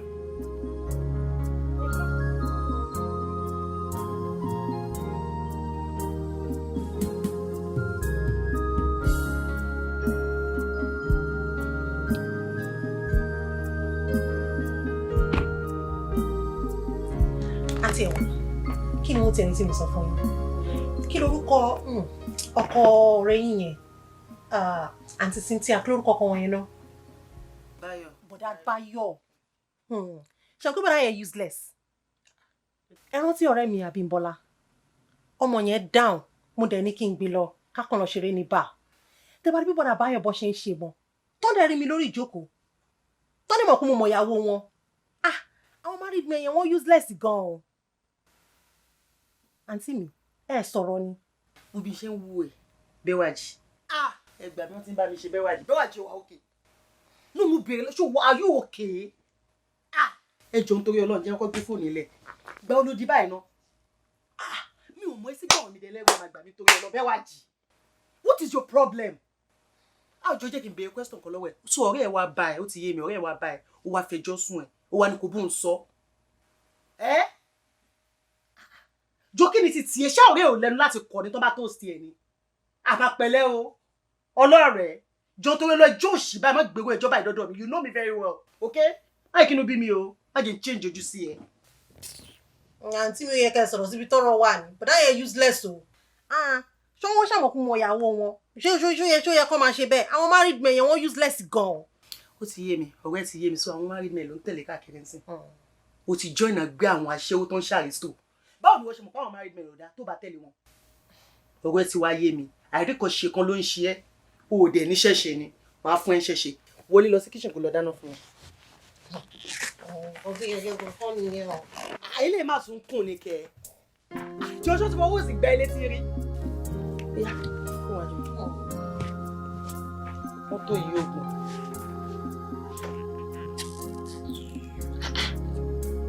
Oríṣiríṣi kí ló kàn?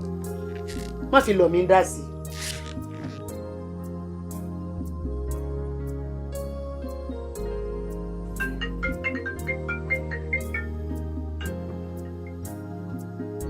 Hello baby, how are you?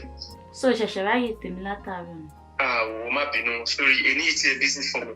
Ẹ̀yẹ́ tó ti yẹ́ lé àpò má bínú, ó ṣáà mọ̀ pé mo kì í ṣe bẹ́ẹ̀. Olúwa àbúlé wọ́n wà. Àbó ń bá àwọn girlfriend ẹ sọ̀rọ̀. Come on.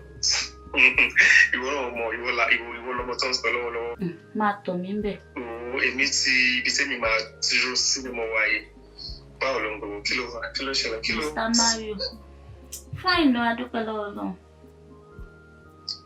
Kí ni program ẹ ní Friday Sunday? Mo ní surprise kọ̀ọ̀kan. Surprise wo ni? Ṣé fẹ́ ra Benz fún mi ni?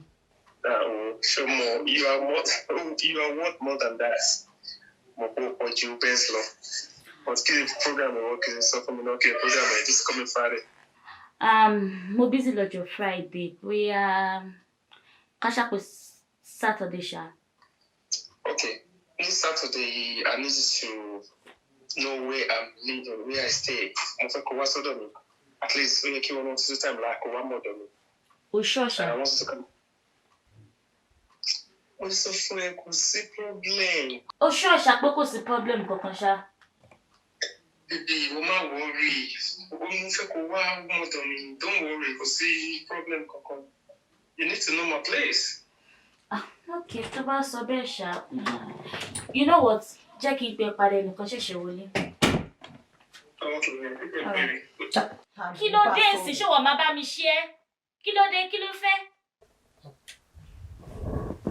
Abímbọ́lá, à ń gbòòrò ọmọdé ẹ lọ́wọ́ ikú. Ó ní wọn ò jẹ́ kó ń lọ sákìtàn lọ jẹ. Ṣé o mọ̀ pé married man ni bọ̀bọ̀ ẹ̀?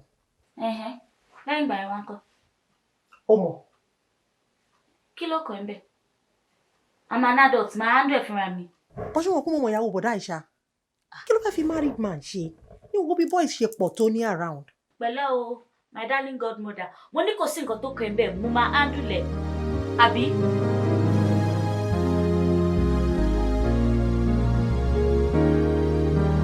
Cynthia, ní tí mo ṣe pè wá síbi bí. Ẹ kí ló lóò fẹ́ bá mi sọ? Ọ̀rọ̀ tí mo lè sọ, ibí ni mo ti fẹ́ sọ fún ẹ ni. Torí Yorùbá ní pé tára lé ẹni bá ń jẹ kòkòrò burúkú tá bá sọ fún. Igbe ò ní jẹ́ àsùn lóru o. Ó láwọn nǹkan tí mò ń gbọ́ o, mi ò dẹ̀ like ẹ rárá. Why are you treating your husband like that? Ìwọ, tó bá sọ fún mi, màmá jiyàn ẹ̀. Bó ṣe wá change bẹ́ẹ̀ yẹn wá yà mí lẹ́nu gidigidi gan. You treating the man so badly. Kò dáa o. Ẹwà tó mi. Ẹwà tó mi, for God's sakes, why? Kí ló ṣe ẹ́? Kí ló ń gbénú ẹ? Kí ló yẹ tó yẹ choose láti fẹ́ bà mood mi jẹ́ lálẹ́ iná? Why tó yẹ ṣe báyìí fún mi? What is all this now? Why tó yẹ fẹ́ bà mood mi jẹ́? Tell me. Mi ò try láti bà mood ẹ jẹ́ o, ọ̀rẹ́ mi. The thing is, mo kò feel pé Roselyn yẹn, ó ti fẹ́ máa di bad impact sí ẹ. Àwọn advice tó ń fún ẹ kò dáa. Dáléwu ni.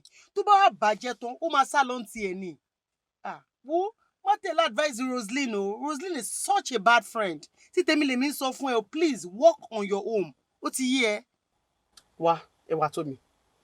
Tí o bá fẹ́ kí èmi àti ẹ kí friendship wa bàjẹ́. Tí o fẹ́ jẹ́ kí ilé ọ̀rẹ́ kó disturb life wẹ̀. Tó bá jẹ́ pé lórí ọ̀rọ̀ mi, ọ̀rọ̀ ọkọ mi, ọ̀rọ̀ inú ilé mi, òun ló fẹ́ máa dá sí jọ nítorí Ọlọ́run. Èmi àti àní lè jọ sọ̀rọ̀ ẹ mọ́. Kí ló dé náà? No, kí ló dé? Kí ló ṣẹlẹ̀ gangan náà? O dẹ̀ ń yẹnu sọ̀rọ̀ mi kúrúkúrú. Kí ló dé? Ìwọ ni perfect person ni. No, seriously, ṣé ìwọ ni perfect person? So everybody has their own life to live. I have my life to live. We are in America. Ṣé wọ́n lọ máa dictate nǹkan tí máa ṣe fún mi ni? Please ẹ jọ̀ọ́ torí Ọlọ́run o. Tó bá jẹ́ pé nǹkan tó fẹ́ máa bá mi discuss nìyẹn, má yẹ kémi àti ẹ pàdé mọ́. Mi like ẹ. Ó tó bẹ́ẹ̀. Ó tó bẹ́ẹ̀. Lórí pé mò ń bẹ́ẹ̀ sọ sọ̀rọ̀ ló ní pé mi àti òní lè ṣọ̀rẹ́ mọ́. Mo ti wá rí báyìí. Sórí ajá tó bá máa sọnù kò ní gbọ́ fèrè. Fèrè kí fèrè lọ́lọ́dẹ ẹ̀ ń fún mi. Má fò fèrè kí fèrè fún mi. Jọ̀ọ́ torí Ọlọ́run. Face your own life. Face your life. Àjọ wọ́wọ́ wá ibo ló lọ. Tó o bá ti lọ́rọ̀ gidi tó fẹ́ bá mi sọ, má pè mí mọ́ fẹ́ni. You're walking out of my house. Excuse me. Seriously? Ilé máa kó máa palẹ̀ kó mọ́tò tó máa lọ lóòótọ́ máa lọ. Cynthia.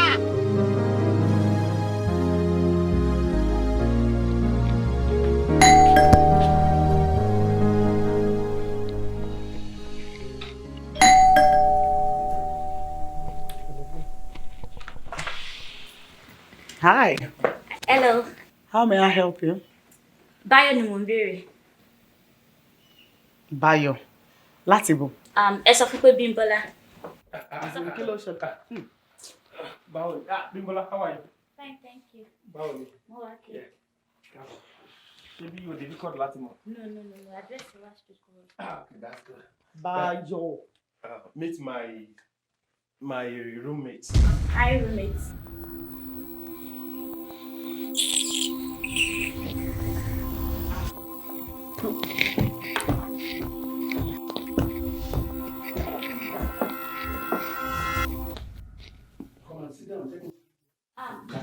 Má ṣe yọnu. Àti mi gbé down the road mo kàn ní pé kí wọ́n mọ ibi tó ń gbé ni. Ìwọ ló máa wá lé ní. Mi rárá kò ṣe mí. Ọjọ́ mi. Má ṣe yọnu.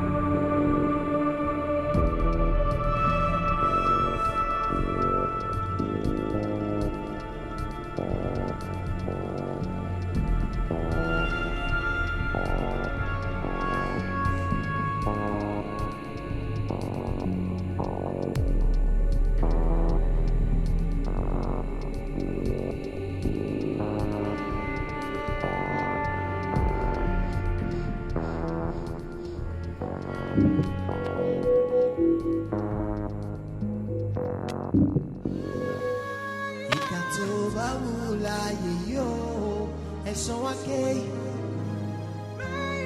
Ìwà ìkà tó bá wù lónìí o ìtàn ní bòdọ́lá. Ohun tó bá délé ayé ṣe wákìlì rẹ̀ dandan ni. Ìkà tó bá wù lónìí o ìtàn ní bòdọ́lá. Wáyé wáyé wáyé wáyé wáyé wáyé wáyé wáyé kọ́nà fẹ́lí fẹ́lí o. Wáyé wáyé wáyé wáyé wáyé wáyé wáyé wáyé. Ìwà ìkà tó bá wù lónìí o ìtàn ní bòdọ́lá. Hello, madam. Hello, Mr. Bayo. Báwo ni? Fine, ma. A dúpẹ́ lọ́wọ́ Ọlọ́run. Mo máa ní news fún yín ni. Mi ò mọ̀ bóyá ẹ lè wá sọ́fíìsì ká sọ̀rọ̀ ọ̀ṣẹ́ kan fẹ́ kí n sọ lórí fóònù. Mi ò ní mind tẹ bá lè sọ lórí fóònù torí mo busy gan. Ṣé kò sí, madam? Àwọn board ti meet, wọ́n ṣe board meeting lánàá. Wọ́n ti decide pé kí ẹ padà wá síbi iṣẹ́ as the head of procurement instead of the senior associate tẹ́ jẹ́ tẹ́lẹ̀.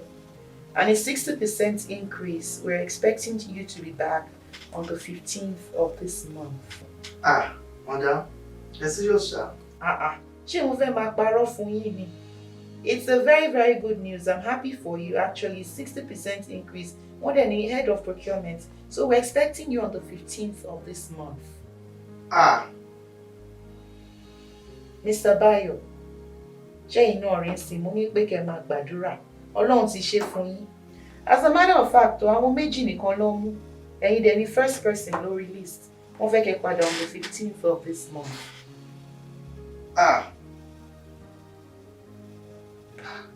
Hello, Mr. Bayo. Ẹ rí pé nǹkan rẹ ni. Hello? Hello? Hello, Mr. Bayo. Máàní tí hang up lé mi lórí ṣá. Ṣé inú ẹ̀ ò dùn ni? Ó dẹ̀ ti ríṣẹ́ mi sí oil company. Oh, I don't know. Mo ti ṣe tèmi fọ́lọ́run. As I said, I was going to help him, and I just did that.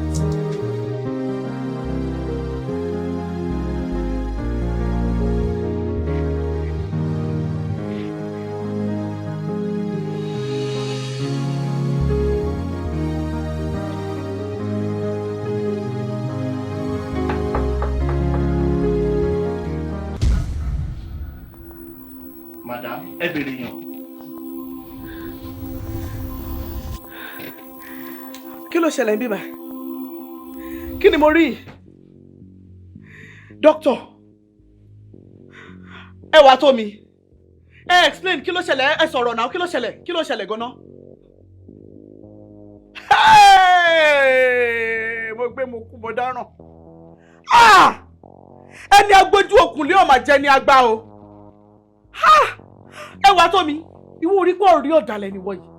Níbo tó ipò máa advice mi, má ṣe báyìí, má lọ báyìí, má ṣe. Àṣé ìwọ gangan fúnra rẹ̀ o lè gbé ọkọlọ́kọ. Bẹ́ẹ̀ni sọ̀rọ̀, bẹ́ẹ̀ni jẹ́ kí ni mo tó fi. Gbọ́kọlọ́kọ. John, who is ọkọlọ́kọ? You talking about my own husband? Madam, she just told you. Eléyìí ń ṣọkọ tiẹ̀ o. In fact, ọkọ tiẹ̀ wà nílé. So I will advise you. Go home, go and settle with your husband. Eléyìí ń ṣọkọ tiẹ̀ o. O tẹ̀ tí débi tó ń lọ. In fact, can I even have my spare key? Because nǹkan tó fún ẹ ní audacity yẹn láti wọnú lẹ́nu wa láti wọ́n máa disturb ẹ̀mí àti ìyàwó mi. Now please.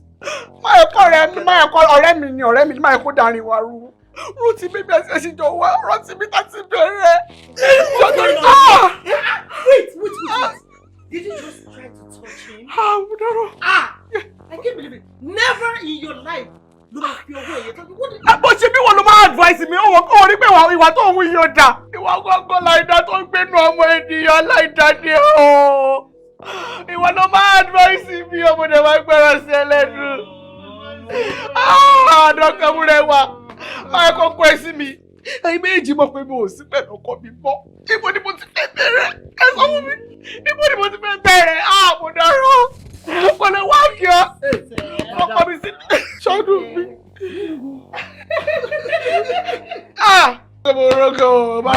ṣe gbogbo tí fẹ́ bẹ̀rẹ̀. And when you are going, please shut my door. And never to come back again. Wọ́n ti lògùn fún ẹ. Wọ́n ti ṣẹ̀fọ́ fún ẹ jẹ. Wọ́n ti ṣẹ̀fọ́ fún ẹ jẹ. Ẹ wá tóbi. Wà á gbà o. Ojú àtúrà rí òwe àkàlà máa gbó. Please don't forget your bag. Kò dẹ̀ ní dáfẹ́ méjèèjì ẹ yóò lo ṣí wọn yìí. Can you walk out, please? And never to come back here again. Never. In fact, I'm going to change all my keys. Please do. Why don't you put change our keys in now?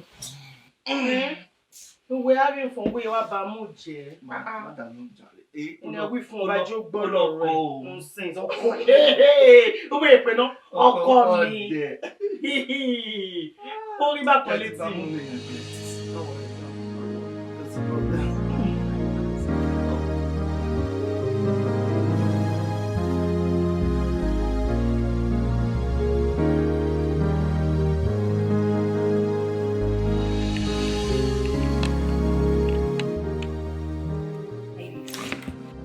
Yes, Dr. K is coming. What about him? He's being fired. Fired? He was actually caught trying to sleep with one of the patients. Really? Yeah.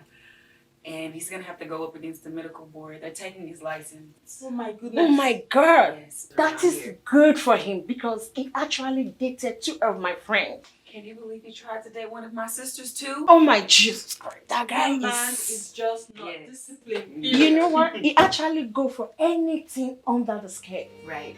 That's good for you. Guys,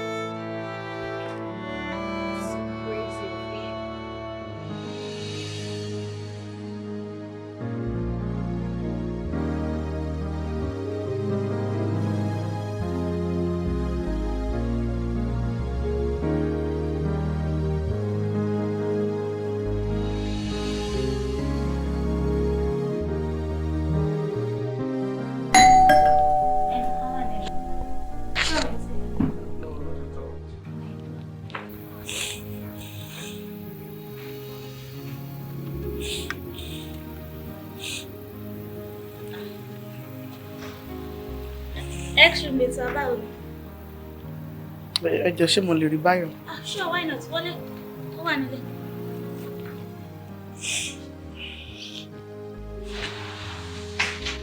Báyọ̀ lálejò.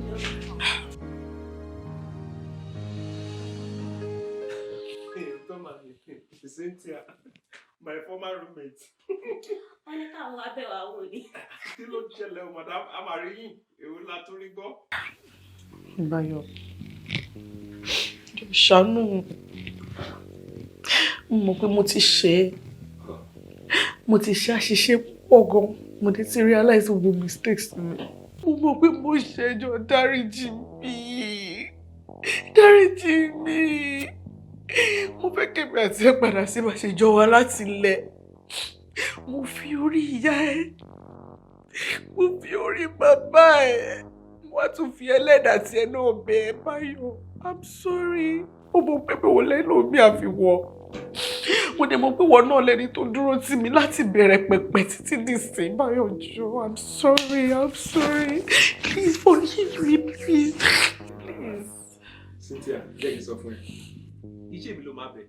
Orí inú ẹ̀ ní kò lọ bẹ̀ kó dáríjì ẹ̀. Ṣé o ti gbọ́?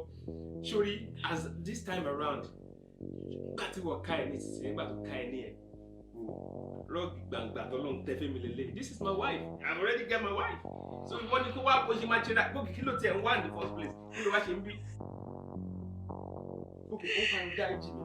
Ok, kí ló fẹ́ kí check-in lélẹ̀ dànù pẹ̀lú yúnú? Oyún? Mo dára. Bó ló fẹ́ kí n lè sí? Báyọ̀, kí ni mo fẹ́ ṣe báyìí?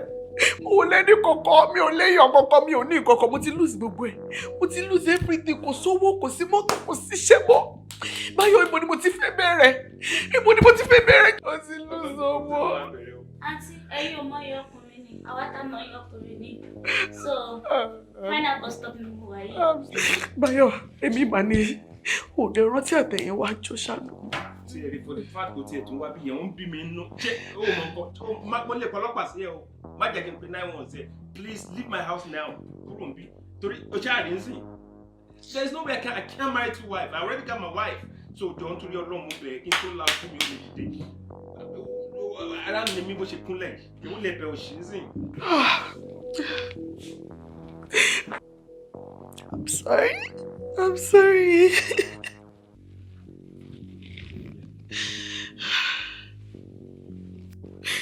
Báyọ̀.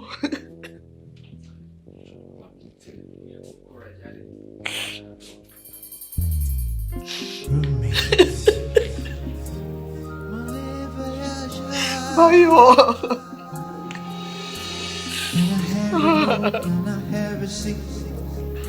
Will I ever see someone like you? Can I ever touch? Will I ever frown? Can I ever meet someone like you?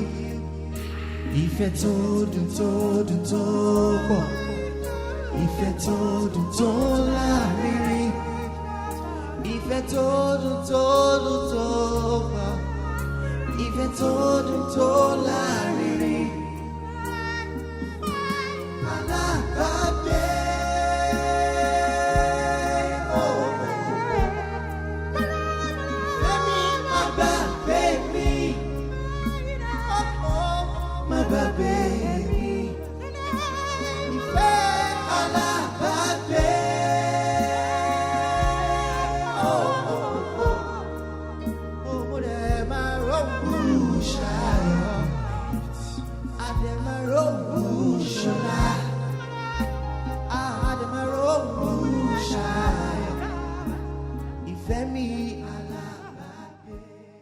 Kékeré báyìí lójú abẹ́rẹ́ rí. Tó bá wọnú aṣọ, àsìkò òwú dúdú àtọwọ́ funfun wọn kì í jẹra wọn níyàn. Wọ́n fi síbi iṣẹ́ lọ́kọ̀ọ̀kan ẹ wá sá kúrò bẹ́ẹ̀ wọ́n wá lé yín kúrò bẹ́ẹ̀ ṣọ́ọ́ṣẹ́ pẹ̀ fún yín ni ẹ wá kó ṣẹ̀rẹ̀ ìjọ́nu lé mi. So ọ̀rọ̀ ọmọ sí mi ló ń gbé sórí báyìí jọ kí ló kàn yálà ya ẹ̀ rẹ̀. past 3 or 5 days tí máa taste ẹni oúnjẹ tó bá ṣe dà even omi ó máa korò ni. wọn ò bí da tó bá fún àwọn máa fi kọlà fún ni ìwọ dà. ó máa downgrade mi o ó máa rí dínkù mi èmi àti jù wọn. tó bá jẹ́ pé lóòótọ́ ni mo fún lóyún sọ pé kò ṣe pé. ó jẹ́wọ́ ni tó bá mi sọ rẹ̀. ẹni tí wọ́n bá nípa kí ọkùnrin kó help ọkùnrin kí obìnrin náà kó dẹ̀ help obìnrin kò kí n ṣe pé kí ọkùnrin kó máa help obìnrin. tó tó ti dénú lé mi ò ní peace inú marriage mi ẹni ìjà ọlá ìjà láàrin mi àtọkọ mi kò sí àfi bí ẹni pé o ti ìgbà tó ń bọ̀ nílé o kó ìkorò wá sínú ilé mi. mo dẹ̀ gbẹ́ toyúntoyún mo tọ́ oyún ó tún bímọ mo tún bẹ̀rẹ̀ sí ní tọ́ ọmọ mò ń tọ́wọ̀ náà ṣọ́ọ́ ibi tí mo bá dé yìí ó ti tó gẹ́ ò torí Ọlọ́run. níbo ni mo ti fẹ́ lóyún. ìwọ ló fún mi lóyún. níbo ni mo ti fẹ́ lóyún. ìwọ kọ́ ló fún mi lóyún ìgbà tó ṣe tó ń dúró ọmọ àbí. ìwọ ló fún mi lóyún. ilé ti dàrú.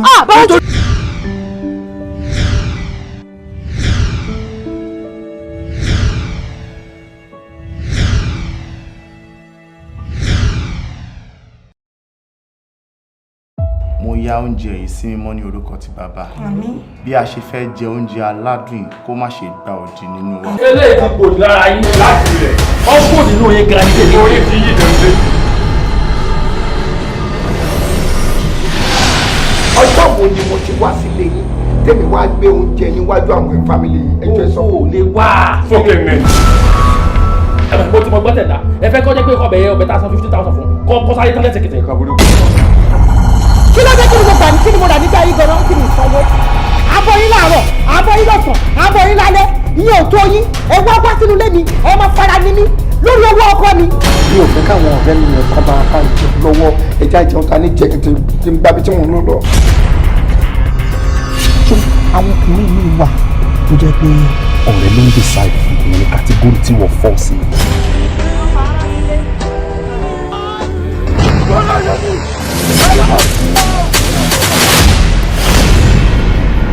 Oh, 100K. Oh. Ìwọ ló fún 200,000. Ngbọ̀n wọ́n ti rí. Popsi lọ fún mi, of course. Káàdà bàbá rẹ̀. Mo sọ fún yín o, ọjọ́ tí wọ́n máa yí òun padà sí yín, ní láìkí ẹ̀ o. Kí n kọ ìyàwó mi lẹ̀. Ọkọ̀ ní sábà kọ̀ nǹkan máa bàjẹ́ o.